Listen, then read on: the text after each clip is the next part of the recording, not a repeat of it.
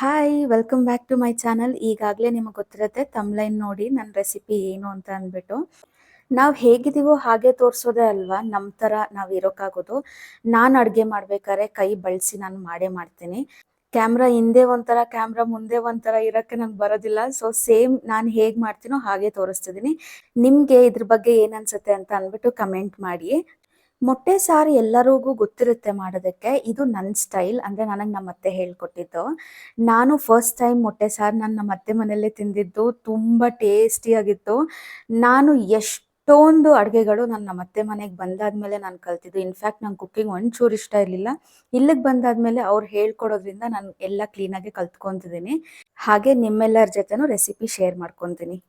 Procedure ಏನು ಅಂತ ನೋಡ್ಕೊಂಬರೋಣವಾ? First ಇವಾಗ ನಾನಿಲ್ಲಿ 4 ಎಗ್ಸ್ನ ಬಾಯ್ಲ್ಗೆ ಇಟ್ಟಿದ್ದೀನಿ. ಈಗ ನಾನು ಒಂದು ಬಾಣಲಿಯಲ್ಲಿ ಫ್ರೈ ಮಾಡೋ ಐಟಮ್ಸ್ ಎಲ್ಲ ಫ್ರೈ ಮಾಡ್ಕೊಂಬಿಡೋಣ. ಅದನ್ನು ಗ್ರೈಂಡ್ ಮಾಡಬೇಕಾಗುತ್ತೆ. ಫಸ್ಟ್ ಫ್ರೈ ಮಾಡಿದ್ರೆ ತಣ್ಣಗಾಗೋದಕ್ಕೂ ಟೈಮ್ ತೊಗೊಳುತ್ತಲ್ವ, ಅದಕ್ಕೆ ಒಂದು ಬಾಣಲಿಗೆ ಒಂಚೂರು ಎಣ್ಣೆ ಹಾಕಿ ಚಕ್ಕೆ, ಲವಂಗ ಮತ್ತು ಮೆಣಸನ್ನ ಒಂಚೂರು ಫ್ರೈ ಮಾಡ್ಕೊತಿದ್ದೀನಿ.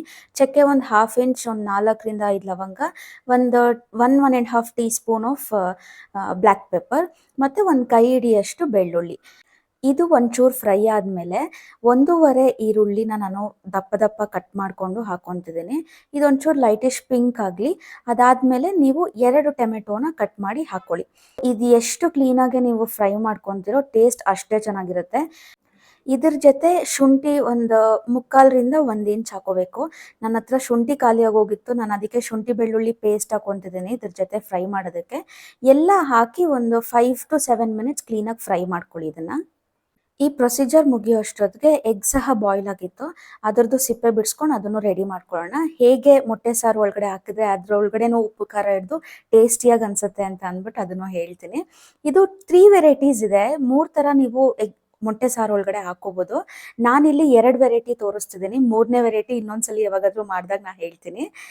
ಒಂದು ಬೇಯಿಸ್ಕೊಂಡು ಹಾಕ್ಬೋದು, ಇನ್ನೊಂದು ಒಡೆದು ಹಾಗೆ ಹಾಕ್ತಾರೆ. ಇದು ನಾನು ಮೊಟ್ಟೆ ಬೇಯಿಸಾದ್ಮೇಲೆ ಸುಲಿಬೇಕಾದ್ರೆ 3ನೇ ಮೊಟ್ಟೆ ಒಡೆದೋಯ್ತು.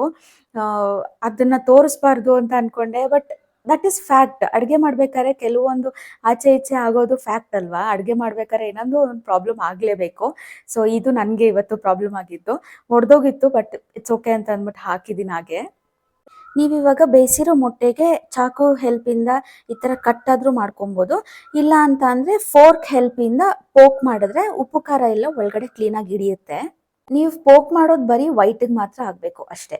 ಈಗ ಒಂದು ಜಾರಲ್ಲಿ 4 to 6 ಸ್ಪೂನ್ಸ್ ಅಷ್ಟು ನಾನು ತೆಂಗಿನಕಾಯಿ ತೊಗೊಂಡಿದ್ದೀನಿ. ತುರಿದಿರೋದಿದು. ನೀವು ಕಟ್ ಮಾಡಿ ಹಾಕೋಬೋದು.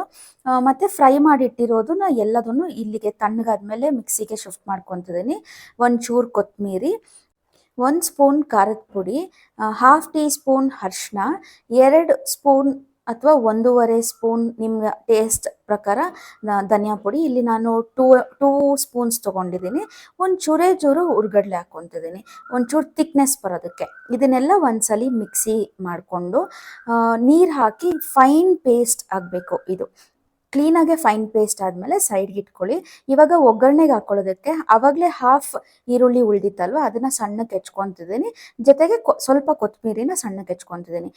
ಈಗ ಫ್ರೈ ಮಾಡಿದ್ದಿದ್ದು ಪ್ಯಾನ್ ಇತ್ತಲ್ವ, ಅದೇ ಬಾಣಲಿಯಲ್ಲಿ ನಾನು ಒಂಚೂರು ಎಣ್ಣೆ ಹಾಕ್ಕೊಂಡು ಕಟ್ ಮಾಡಿಟ್ಟಿರೋ ಈರುಳ್ಳಿನ ಫ್ರೈ ಮಾಡ್ಕೊಂಡಾದ್ಮೇಲೆ ಚೂರು ಕಸ್ತೂರಿ ಮೇಥಿ ಹಾಕಿ ಫ್ರೈ ಮಾಡ್ಕೊತಿದ್ದೀನಿ. ಅದು ಆ ಫ್ಲೇವರ್ ತುಂಬ ಚೆನ್ನಾಗಿರುತ್ತೆ. ಕಸ್ತೂರಿ ಮೇಥಿದು ಫ್ರೈ ಮಾಡಬೇಕಾದ್ರೆ ನಂಗೆ ತುಂಬ ಇಷ್ಟ ಅದರದ್ದು ಸ್ಮೆಲ್ಲು. ಇದೆರಡು ಫ್ರೈ ಆದಮೇಲೆ ಆ ಸ್ಮೆಲ್ ಬರೋದು ಗೊತ್ತಾಗುತ್ತೆ ಫ್ರೈ ಆಗಿರೋದು. ನೀವು ಗ್ರೈಂಡ್ ಮಾಡಿಟ್ಟಿರೋ ಪೇಸ್ಟ್ನ ಇದಕ್ಕೆ ಹಾಕ್ಕೊಳ್ಳಿ. ಅದು ಹಾಕ್ಕೊಂಡಾದ್ಮೇಲೆ ಒಂದು 2 to 3 ಟೈಮ್ಸ್ ಚೂರು ನೀರು ಹಾಕಿ ಮಿಕ್ಸ್ ಮಾಡಿ ಅದನ್ನು ಸಹ ಹಾಕ್ಕೊಳ್ಳಿ. ಇದನ್ನು ಒಂಚೂರು ಡೈಲ್ಯೂಟ್ ಮಾಡಿ ನೀರು ಹಾಕಿ ನೀರು ಮಾಡಿಕೊಂಡ್ರೆ ನಿಮಗೆ ಮೊಟ್ಟೆ ಒಡೆದಾಕಿದಾಗ ಅದು ಒಂಚೂರು ಕನ್ಸಿಸ್ಟೆನ್ಸಿ ತಿಕ್ ಆಗೇ ಆಗುತ್ತೆ. ಸೊ ನೀವು ಬೇಯಿಸೋಕೆ ಇಡಬೇಕಾದ್ರೆ ಒಂಚೂರು ನೀರಾಗಿರೋದೇ ಬೆಟರ್. ಹಂಗಂತ ತುಂಬ ನೀರು ಹಾಕ್ಕೊಳಕ್ಕೆ ಹೋಗ್ಬೇಡಿ, ನೋಡಿಕೊಂಡು ನೀರು ಹಾಕ್ಕೊಳ್ಳಿ. ಇದಾದಮೇಲೆ ಒಂಚೂರು ಕಲ್ಲುಪ್ಪು ಹಾಕ್ಕೊತಿದ್ದೀನಿ. ಟೇಸ್ಟ್ಗೆ ಏನು ಬೇಕೋ ಅಷ್ಟು ನಾನು ಕಲ್ಲುಪ್ಪು ಹಾಕ್ಕೊತಿದ್ದೀನಿ. ಮಿಕ್ಸ್ ಮಾಡಿ ಇಡೋಣ. ಇದು 1 ಅಥವಾ 2 ಕುದಿ ಬಂದಾದಮೇಲೆ ಒಂದ್ಸಲಿ ರುಚಿ ನೋಡಿ. ನಿಮಗೆ ಉಪ್ಪು ಖಾರ ಎಲ್ಲ ಕರೆಕ್ಟಾಗಿದೆ ಅಂತ ಅಂದರೆ ನೀವು ಮೊಟ್ಟೆ ಒಡೆದಾಕ್ಬೋದು. ಇಲ್ಲ ಏನಾದರೂ ಬೇಕು ಅಡಿಷ್ನಲ್ ಅಂತ ಅಂದರೆ ನೀವು ಉಪ್ಪಾಗಿರಲಿ ಖಾರ ಆಗಿರಲಿ ನೀವು ಇಲ್ಲಿ ಆ್ಯಡ್ ಮಾಡ್ಕೋಬೋದು. ಅಡುಗೆ ಮಧ್ಯದಲ್ಲಿ ಟೇಸ್ಟ್ ಮಾಡಿ ರುಚಿ ನೋಡೋದು ಕಾಮನ್ ಅನಿಸುತ್ತೆ ಅಲ್ವಾ.